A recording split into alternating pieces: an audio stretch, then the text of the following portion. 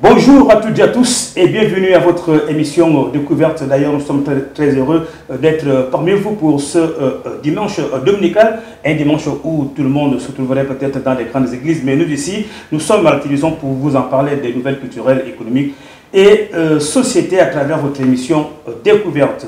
Découverte, ici, nous sommes au ministère de la Jeunesse et des Sports, dans le département de la Jeunesse et des Sports, où le secrétaire d'État du département, son Excellence Patricio Bakale Mbameza, nous a reçus donc, dans son bureau pour en parler un peu de l'avenir du sport en Guinée équatoriale. Je dis bien l'avenir du sport en Guinée équatoriale. La semaine dernière, vous l'aviez suivi où il a présenté le bilan des résultats de sport en Guinée équatoriale. Et dans ce, il avait parlé qu'en 2023, ce sera bien sûr la tolérance zéro. C'est pourquoi nous l'avions invité pour en débattre tout au long, bien sûr, de cette émission qui va durer pendant 30 minutes. Excellence, bonjour et bienvenue à l'émission Découverte. Bonjour. Alors, la semaine dernière, on vous a suivi, vous avez été trop clair. Tolérance zéro. Mais avant, bien sûr, de nous parler de l'avenir du sport en Guinée équatoriale, alors que peut-on retenir des résultats de 2022 aujourd'hui? Est-ce que la Guinée équatoriale a fait mieux ou pas? Quelle lecture faites-vous par rapport donc, à l'année 2022 en matière de la discipline sportive? Mais tout d'abord, je veux d'abord remercier les médias qui nous permettent que la population puisse connaître ce que chacun de nous faire dans son département et dans le moment que le président de la République l'a confié la responsabilité. Et si on fait le bilan des années 2016-2017 et on voit le bilan de 2019 à 2022 qui viennent de s'écouler, on verra que les résultats même ne sont pas satisfaits, même néanmoins, ils sont quand même meilleurs par rapport aux années que je vous ai citées tout dernièrement. Vous savez que le début est très difficile. Lorsque nous sommes nommés, je vous dis ça, et je le dis bien clair, avec le ministre titulaire qui est mon maître de l'administration, de la politique, il m'a laissé les mains ouvertes dans le secteur sportif. Comme le connaisseur du sport en Guinée équatoriale, on a amélioré beaucoup de choses. Les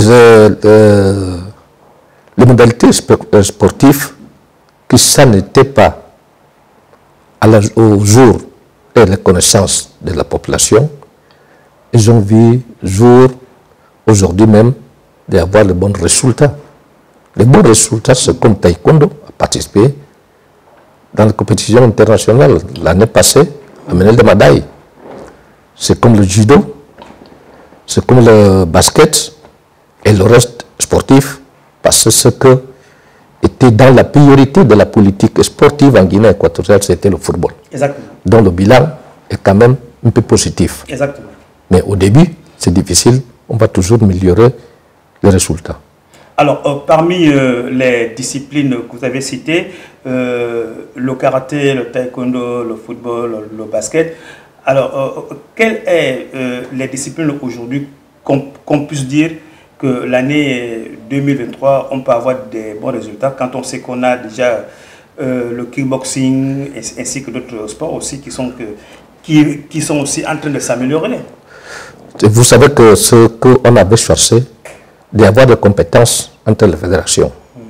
Des compétences entre les fédérations, c'est-à-dire que quand une fédération fait mieux, l'autre aussi doit faire mieux. Exactement. Je peux vous dire exactement, et les fédérations que nous allons, ou nous attendons, qui peuvent nous amener de bons résultats dans cette année est bien clair, et je l'affirme. Tout d'abord, le football, le taekwondo, le basketball, le tennis, le foot contact. Ce sont des fédérations actuellement, ils sont de très bonnes routes. Ils font de bon travail pour améliorer leur score au niveau national, au niveau international. Ça ne signifie pas que des autres modalités sportives ne sont pas à l'auteur. Tous travaillent pour l'amélioration de son résultat, de ses résultats. Alors, puisque nous sommes déjà en 2023 et que l'année a déjà démarré, alors comment votre département se prépare pour avoir des meilleurs résultats aujourd'hui? Quand on sait, Excellence, que l'année 2022, vous avez beaucoup travaillé, mais on ne souhaiterait pas, nous les écouteurs guinéens, nous ne souhaiterons pas qu'une fédération reste derrière, qu'une discipline sportive reste derrière. Nous voulons voir comment toutes les disciplines brillent. Quelle est la stratégie que vous pourriez mettre en place pour voir un peu le stratégie de notre Okay. département est s'amener tous les modalités sportives dans le même train. Comment on peut les amener dans le même train? Voilà. Dans le suivi, dans la volonté de chacune des membres de la fédération. Vous savez que s'il y a de la volonté, la participation active dans ces activités sportives et la transparence dans la subvention que le gouvernement décide dans la fédération, tous nous pouvons aller améliorer notre résultat. Ben, Excellence, sans vous couper la parole, mais il y a déjà la volonté, puisque vous dites que l'État verse un certain quota dans chaque fédération. Quel genre de volonté que les présidents des fédérations, que les entraîneurs veulent encore pour améliorer leurs conditions de travail? Quand je dis la volonté, j'exprime la volonté politique du chef de l'État. Oui. Où il a mis les infrastructures sportives, il dessine une subvention à la fédération. Ça, c'est la volonté politique. Oui. La volonté des propres citoyens, comme des membres de la fédération, c'est faire savoir et appuyer et conduire dans le bon terme la modalité sportive qui sont responsables. C'est-à-dire, faites le mieux possible pour que chaque modalité sportive en Guinée équatoriale puisse s'améliorer, les résultats, peut avoir des compétences au niveau national, au niveau international. C'est ça que la volonté que je souhaite à mes compatriotes, les responsables de la fédération, et doit quand même amener, parce que c'est nous, sauf que nous-mêmes, les Guinéens, que nous pouvons arranger cette situation. Alors, Excellence, je ne vais pas aller très loin parce que là, nous sommes à un débat très important. Le président de la République, lors de la dernière cérémonie d'ouverture de l'année judiciaire en Guinée équatoriale, avait dit que si les choses ne marchent pas totalement en Guinée équatoriale, par rapport au discours du président de la Cour suprême de justice, M. Francisco Evoui, avait dit que si il n'y a pas d'évolution des différentes institutions en Guinée équatoriale, vu même ceux qui les dirigent, c'est parce que la plupart de ces personnes sont choisies par les autres. Or, aujourd'hui, pour que quelqu'un ait de la compétence, il faudrait qu'il passe peut-être par un examen. Or, aujourd'hui, nous voyons que les présidents des fédérations, qui ne sont pas les leurs, et les entraîneurs également, comment alors on peut faire pour choisir aujourd'hui les meilleurs entraîneurs ainsi que des meilleurs présidents des fédérations? Et vous savez, quand il y a une secteur, chaque secteur a ses défaillances. Notre secteur, si on veut le mieux, les gens qu'il faut, où il faut, d'abord, il y a la place qu'il faut, il faut d'abord en formation. Il faut former le président de la fédération. Qui forme le président de la fédération? C'est le comité olympique. comité olympique a le droit et la responsabilité de former les administrateurs sportifs pour qu'ils puissent savoir ce qui doit se faire et ce qui ne doit pas se faire. Mais vous, en tant que secrétaire d'État, c'est vous qui devez peut-être proposer au comité olympique en tant que chef du département. Le comité olympique, il amène actuellement, le président du comité olympique, il amène la bonne philosophie et le susceptible de gouvernement. Parce que dans son agenda, la première des choses qui est dans son agenda, formation des administrateurs sportifs. C'est-à-dire que chaque président de fédération, chaque secrétaire de la fédération, il doit savoir l'administration sportive. C'est notre objectif, l'objectif commun entre le ministère et le comité olympique. Bien, alors nous allons évoluer. Je pense que l'audience a déjà compris comment alors les disciplines avec leur fédération, avec leur président, vont maintenant évoluer en 2023 pour que nous ayons donc beaucoup de résultats. Excellence, nous allons maintenant évoluer avec une question très importante. Vous savez qu'aujourd'hui, le monde en parle du football équateur-guinéen. Après avoir organisé les deux CAN en 2015 et 2017, on a vu des bons résultats avec des anciens joueurs équateur-guinéens qui évoluent dans la plupart des championnats européens et voire même africains. Alors, déjà, pourquoi aujourd'hui on ne voit plus ces anciens joueurs des années 2015-2017? Sont-ils retraités? Vous savez que le football, c'est temps d'âge. La plupart des joueurs qui ont joué en 2018, 2017, 2019, ils ont maintenant une âge qui ne leur permet pas de pouvoir compter avec la sélection. Exactement. La plupart maintenant jouent dans la deuxième division en Espagne. Mais la politique actuellement du ministère et d'Afrique Foot, c'est aller voir les jeunes gens, les jeunes Guinéens qui jouent dans le club européen pour l'intégrer à la sélection. Vous savez que quand il y a des jeunes joueurs intégrés à la sélection, nous avons une future brillante. Et nous attendons les bons résultats. Parce que les actuels qui sont âgés, leur temps est déjà passé. Il faut le savoir. Il faut le savoir. Si on compte avec eux, on ne peut pas avoir de bons résultats. Mais intégrer les nouveaux jeunes dans la sélection, aussi, on ne peut pas dire qu'on va avoir des résultats aussitôt. On va au fur et à mesure aller intégrer et adapter au football au niveau de la sélection et avoir de bons résultats. Ils jouent en Europe, il y a d'autres footballs en Afrique. Bon, à l'intégrer dans la sélection, il faut du temps qui doit être adapté au système de foot africain. Alors justement, mais c'est vrai que chaque pays a sa politique de gouverner sur le plan sportif, mais nous avons vu des joueurs africains participer encore aux compétitions avec l'âge de 42 ans et apporter des grands résultats, comme par exemple des Roger Milla, Antoine Bell et puis bien d'autres. Vous savez que les Antoine Bell, ils ont né avec ces talents. Ils ont né avec ces talents, ils ont grandi avec ces cultures. Tout d'abord, les joueurs doivent d'abord naître avec la culture sportive. Premièrement, avec ce qu'on appelle l'esprit patriotique. Roger Milla a sorti de où? A sorti dans le canon de Yaoundé pour intégrer la sélection. Exactement. C'est tout contraire de nous. Exactement. On prend quelqu'un qui a grandi à Bétis pour l'intégrer et n'a pas même esprit guinéen. C'est comme ceux qui est grandi à Nelangema, Football Club Langema, ou bien ceux qui a joué à l'Atlético de Malabo, ou bien il vient à Deportivo Mongom.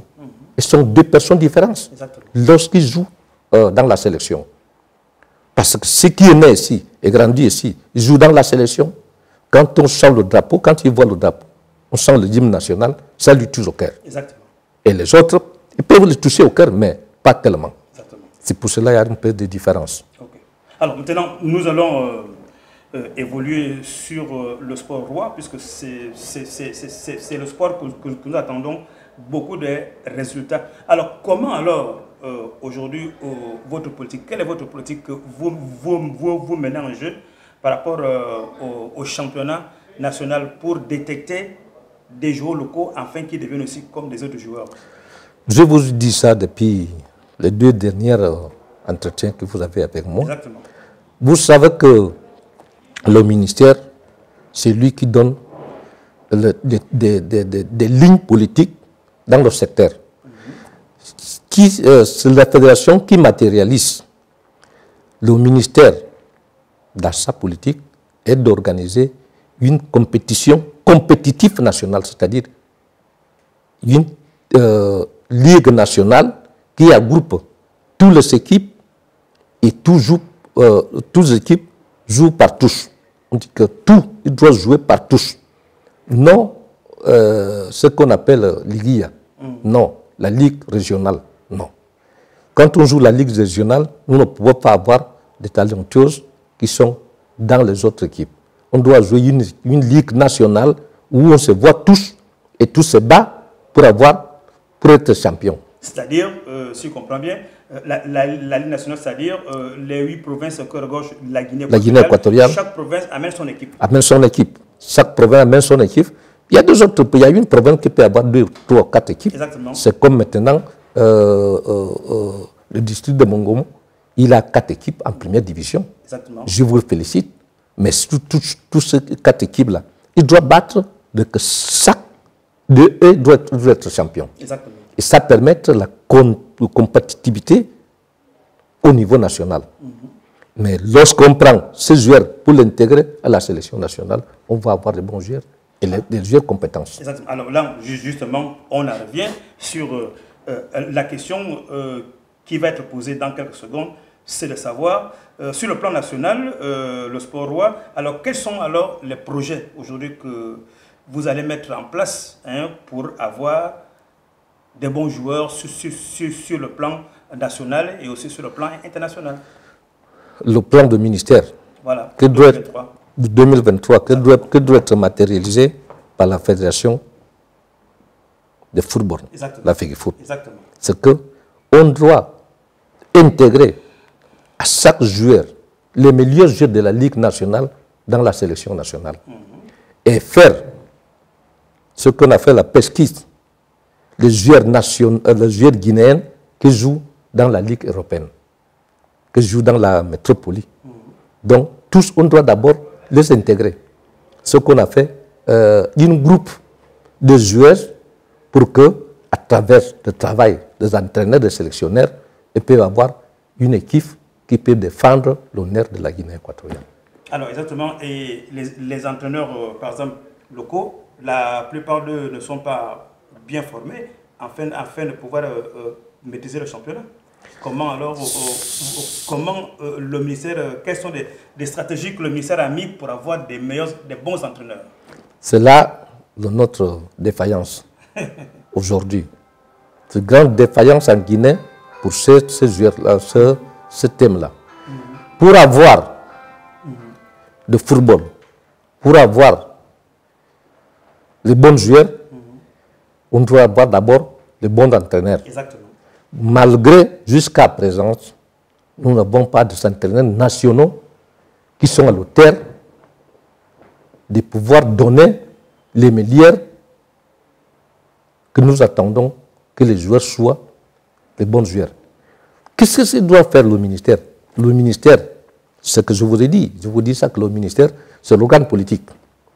Ce que doit faire la fédération, à travers le comité olympique, c'est de la formation, prioriser la formation des entraîneurs au niveau national. Ils ont ce qu'on appelle la bourse de solidarité olympique, la fédération de football. Ils ont une formation à travers de la CAF, de la FIFA, pour la formation des entraîneurs. Parce que s'il n'y a pas de bonnes ressources humaines, rien ne peut pas se faire. Exactement. On peut travailler, rien ne peut pas se faire s'il n'y a pas de bonnes ressources humaines. La qualité des ressources humaines permet que le travail soit bien fait. Alors, donc, dans votre projet de société aujourd'hui... Dans notre politique du ministère est de former les entraîneurs nationaux. Oui. Alors, est-ce que 2023, on peut compter sur la formation? C'est ce 2023-là, nous allons compter sur la formation. On va d'abord commencer par le premier trimestre de cette année. D'accord. 2023. Alors, donc, c'est raison pour laquelle nos joueurs locaux n'ont pas atteint le niveau du CHAN. Nos joueurs locaux n'étaient pas atteindre la CHAN. Ce n'est pas que le jeu n'était pas bon. C'était que, je vous ai dit ça la semaine passée, qui, un bon maître, il transmet les bonnes connaissances à un élève. Une mauvaise maître, il travaille une mauvaise connaissance à un élève. Ce sont les mêmes joueurs qui n'étaient pas qualifiés la Guinée pour la CHAN. Et c'était au Maroc, le tournoi de Maroc, qu'ils ont fait des bons matchs. Exactement. C'est-à-dire qu'il y avait déjà deux différents maîtres. Quel était le maître? Quel était l'entraîneur qui les amenait à la CHAN? Et quel était l'entraîneur qui les amenait dans le tournoi du Maroc? C'est là la différence. Exactement. Les mêmes joueurs ne sont pas chantés de joueurs. C'était les mêmes joueurs. On pouvait même qualifier. C'est là, ce n'est pas nous. C'est la société. Et c'est les mêmes joueurs qui ont vu la différence maître de quelles connaissances chacun d'eux ils avaient pour que nous pouvons qualifier pour la CHAN. Alors, pour la Coupe d'Afrique des Nations des joueurs locaux, est-ce qu'on peut espérer la prochaine CHAN que la Guinée équatoriale par rapport au plan d'action que vous envisagez? Je peux vous affirmer que la prochaine CHAN, la Guinée équatoriale doit participer. Sans vous mentir. D'accord. Parce que les erreurs permettent qu'on s'améliore les choses. Nous avons manqué 2 fois la CHAN, mais la 3e fois ne peut pas se faire. La tolérance zéro. Tolérance zéro. Et c'est là que nous en revenons donc dans la question, puisque lors de notre dernière émission qui est passée justement le dimanche dernier, Excellence, vous parliez que la tolérance sera zéro. Alors, est-ce que cette théorie sera appliquée aujourd'hui en 2023? Parce qu'il y a quand même plus de 12 disciplines en Guinée équatoriale et ces 12 disciplines sont financées par l'État. Alors, si, par exemple, le taekwondo que vous avez cité, le karaté, le football, le tennis, est-ce qu'on peut espérer avoir des résultats pour des disciplines qui vont participer aux différents championnats aujourd'hui? Au cas où l'une d'entre elles ne gagne pas, est-ce qu'il y en aura des sanctions là-dessus? Sans savoir le secrétaire administratif, avant de démarrer de cette année, la politique du ministère a d'abord demandé plan d'action de chaque fédération. Exactement. Le plan d'action de chaque fédération, ça va nous permettre d'évaluer au fur et à mesure les actions qui vont amener sur le terrain. Parce que si vous ne suivez pas personne, vous ne faites pas une évaluation, vous ne pouvez pas atteindre l'objectif.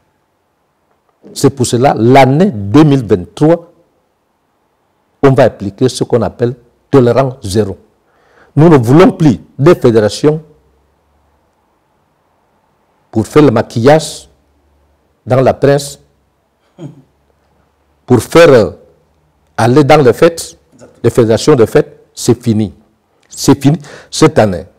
Il faut mieux de rester avec des fédérations qui peuvent donner l'honneur du sport de la Guinée équatoriale et avoir 100 fédérations, même la solidarité olympique nous existe d'avoir plusieurs fédérations. Mais chaque État doit appliquer la politique sportive qu'il lui faut et qui lui permette que le sport évolue à certaines modalités sportives. Alors, Excellence Patricio, vous, en tant que patron des départements du comité olympique et de toutes les fédérations, comme la Fédération équato-guinéenne de football, alors si, et seulement si aujourd'hui, il n'y a pas, par exemple, des bons résultats, au lieu d'attaquer des fédérations, et moi je penserais qu'il faut d'abord passer par le comité olympique pour demander alors pourquoi cette gestion. Effectivement. Est-ce que vous avez la possibilité de sanctionner le comité olympique aujourd'hui? Effectivement, effectivement. Malgré que vraiment, le président du comité olympique, ce qu'on appelle, il a ce qu'on appelle la jalousie. La jalousie d'avoir de bons résultats. Vous le voyez, les 9 mois qu'il a la tête dans le comité olympique, ce qu'il est capable de faire. Mais c'est le début. Oui.